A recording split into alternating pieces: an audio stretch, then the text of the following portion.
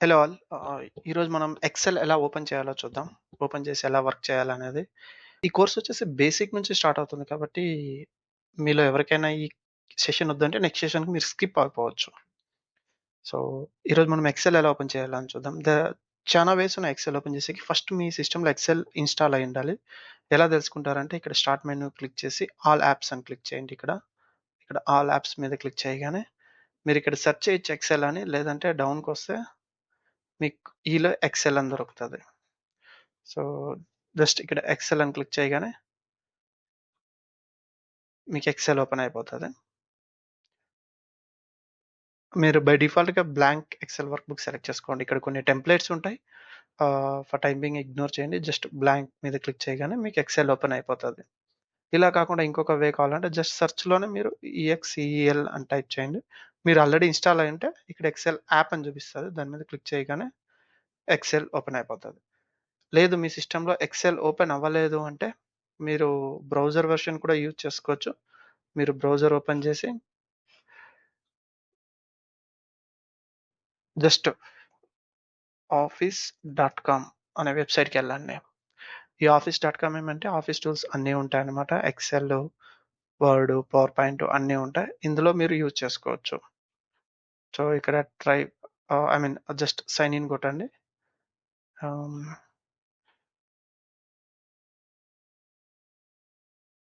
Sign in అవ్వగానే మీకిక్కడ direct ఇదొచ్చి మీ వన్ డ్రైవ్‌లో ఫైల్స్ సేవ్ అవుతాయి.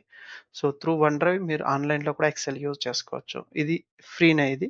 ఇది కూడా ఫ్రీనే. మీరు ఇన్‌స్టాల్ చేసుకొని పే చేయాల్సిన అవసరం ఏం లేదు. మీరు డైరెక్ట్ ఇక్కడ ఎక్సెల్ అని ఉంది కదా! ఇక్కడ క్లిక్ చేసి ఆఫీస్ డాట్ కామ్ రాగానే ఇక్కడ లెఫ్ట్ సైడ్ ఎక్సెల్ అని ఉంటది. దాన్ని క్లిక్ చేసి బ్లాంక్ ఎక్సెల్ అని కొట్టండి. సో, బ్లాంక్ ఎక్సెల్ అని కొట్టగానే బ్రౌజర్‌లో మీకు ఎక్సెల్ ఓపెన్ అవుతుంది. Blank book. ఇది సేమ్ టు సేమ్ మీకు డెస్క్‌టాప్ ఎలా వర్క్ అవుతుందో అదే విధంగా వర్క్ అవుద్ది. కాకపోతే ఇది మీ ఇంటర్నెట్ బేస్ మీద డిపెండ్ అవుతది. ఇంటర్నెట్ ఉంటేనే ఇది వర్క్ అవుతది. ఈ ఫైల్స్ అన్ని వన్ డ్రైవ్‌లో స్టోర్ అవుతాయి. సో, మనం ఎక్సెల్ డెస్క్‌టాప్ వెర్షన్‌కొచ్చేద్దాం.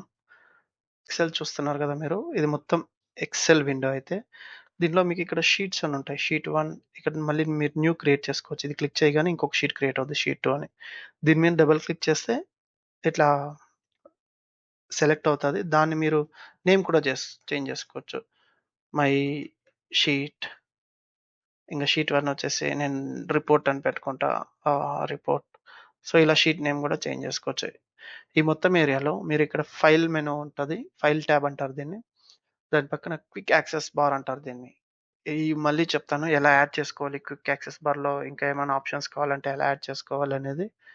ఈ మొత్తం ప్లేస్‌ని రిబ్బన్ ఏరియా అంటారు. ఇక్కడ మీరు జస్ట్ ఇక్కడ హోవర్ చేస్తే మీకు తెలుస్తుంది కొలాప్స్ ది రిబ్బన్ అని. సో, దీన్ని ఇట్లా క్లోజ్ చేయొచ్చు.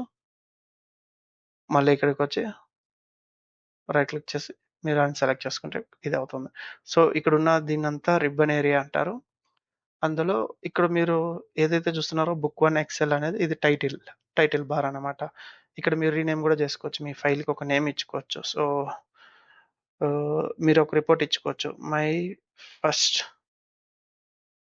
ఎక్సెల్ రిపోర్ట్ అనొచ్చేసి దీని డాక్యుమెంట్స్‌లో స్టోర్ అవుతుంది. ఇది వన్ డ్రైవ్‌లో.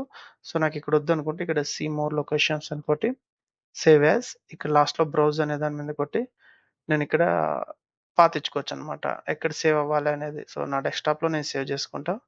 ఫైల్ నేమ్ మళ్ళీ చేంజ్ చేసుకోవచ్చు. ఇది ఫస్ట్ టైమ్ కాబట్టి ఫైల్ నేమ్ సేవ్ చేస్తున్నా. మై ఫస్ట్ రిపోర్ట్ అని నేను నా డెస్క్‌టాప్‌లో సేవ్ చేసుకుంటున్నా. ఇది చూసుకోండి ఎప్పుడు ఎక్సెల్ వర్క్ బుక్ ఉండాలి.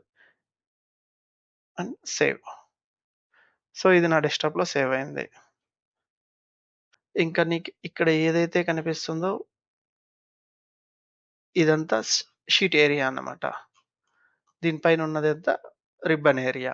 రిబ్బన్‌లో నీకిక్కడ మెనూ బార్స్ ఉన్నాయన్నమాట. Insert menu, page layout, formula bar, data bar, review, view. ఇవన్నీ ఏమంటే ఒక కేటగరీ వైస్ డివైడ్ చేసి నీకిక్కడంతా ఆప్షన్స్ ఇస్తారు. సో, హోమ్‌లో వచ్చేసి మీకు ఆహ్, ఫార్మాటు, కట్ పేస్టు, నీకు ఫాంట్స్ కలర్ సెలెక్ట్ చేసుకోవడం, సైజ్ సెలెక్ట్ చేసుకోవడం, అలైన్‌మెంటు, మర్జు లేదా ఫార్మాట్ ఇక్కడ మళ్ళీ అగైన్ ఏ ఫార్మాట్‌లో కావాలి నీకు నంబర్ ఫార్మాటా, కరెన్సీ ఫార్మాటా, నీ డేటా అంతా ఏ దాంట్లోకి చేంజ్ చేసుకోవాలనేది, కండిషనల్ ఫార్మాట్ ఇవి మళ్ళీ డీటెయిల్‌గా చెప్తాను. ఇలాంటివన్నీ కలిపి హోమ్‌లో ఉంటాయి. ఇన్సర్ట్‌లో వచ్చేసి ఏమైనా ఇన్సర్ట్ చేయాలంటే లైక్ పైవట్ టేబుల్ గాని, పిక్చర్స్ ఏమైనా ఇన్సర్ట్ చేసుకోవాలన్నా, ఏవన్నా గ్రాఫ్స్ ఇన్సర్ట్ చేసుకోవాలన్నా అన్నీ ఇక్కడ ఇన్సర్ట్‌లో ఉంటాయి. పేజ్ లేఅవుట్‌లో వచ్చేసి మీకు పేజ్ ఏ స్టైల్‌లో కావాలి, ఏ థీమ్ ఉండాలి, ఏ కలర్స్ ఉండాలి, మార్జిన్ ఎంతుండాలి, ఓరియంటేషన్ ఎలా ఉండాలి, బ్యాక్‌గ్రౌండ్ ఏమైనా ఇమేజ్ చేయాలా, మొత్తం అన్ని పేజ్ లేఅవుట్‌లో ఉంటాయి. ఫార్ములాస్ వచ్చేసి నీకు కావాల్సిన ఫార్ములాస్ అన్నీ ఇక్కడి నుంచి ఇన్సర్ట్ చేసుకోవచ్చు. లేదంటే డైరెక్ట్ నువ్వు దీన్ని ఈజ్ ఈక్వల్ టు పెట్టి నువ్వు మళ్ళీ ఈజ్ ఈక్వల్ టు అని టైప్ చేసుకొని నీకు ఇక్కడ ఫార్ములా రాయొచ్చు. ఫర్ ఎగ్జాంపుల్ సమ్ కావాలంటే సమ్ రాసి ఇలా చేయొచ్చు. ఇవన్నీ మళ్ళీ తర్వాత చెప్తాను డీటెయిల్‌గా. తర్వాత డేటాలో వచ్చేసి ఎక్కడి నుంచి డేటా తీసుకోవాలి నువ్వు. నీ ఎక్సెల్ ఫైల్‌లోకి ఒక డేటా కావాలంటే అది ఎక్కడి నుంచి వస్తుందనేది ఇక్కడుంటది.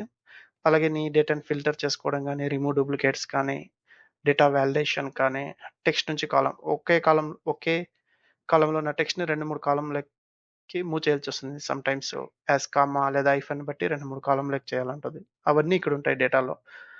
ఇక రివ్యూకొస్తే జస్ట్ స్పెల్లింగ్ చెక్ చేసుకోవడం ఇలాంటివన్నీ రివ్యూలో ఉంటాయి.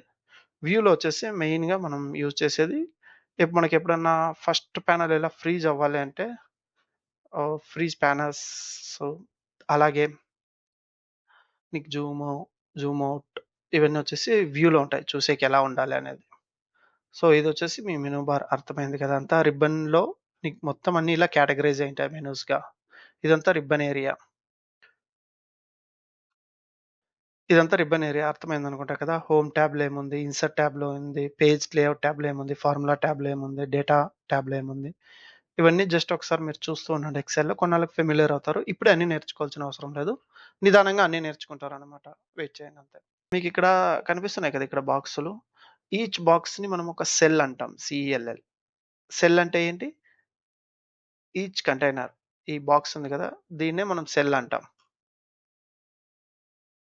ఈ ఈచ్ బాక్స్‌ని మనం సెల్ అంటాం. ఈ సెల్‌కి ఒక నేమ్ ఉండాలి కదండీ! ఇప్పుడు నేను ఇక్కడ టైప్ చేస్తాను. ఇక్కడెక్కడో నరేషన్ టైప్ చేస్తాను. ఇది ఏ సెల్‌లో నేను టైప్ చేషినా? అంటే ఎలా చెప్తారు? ఏ సెల్? సో, మీరిది 1 అనుకున్నా, ఇది 2 అనుకున్నా, 3 అనుకున్నా అలా కుదరదు కదా! అందుకనే ప్రతి సెల్‌కి ఒక్కొక్క నేమ్ ఉందనమాట. అదే ఇక్కడుంటది సెల్ నేమ్ మీకు సి4 అనమాట. సి అనే కాలమ్‌లో ఫోర్త్ రోలో ఉంది. సో, ఇదన్నీ కాలమ్స్ అనమాట. A column, B column, C column, D column, E column, F column, G column. ఇవన్నీ కాలమ్ నేమ్స్ అయితే ఇవి రో నేమ్స్ అనమాట. 1, 2, 3 రో నంబర్స్ 4 అట్లా. సో, ఈ నరేష్ అనేది ఎక్కడుందంటే ఇక్కడ సి కాలమ్‌లో ఉంది. ఇక్కడ ఫోర్త్ రోలో ఉంది. కాబట్టి సి4 అనమాట ఈ సెల్ నేమ్.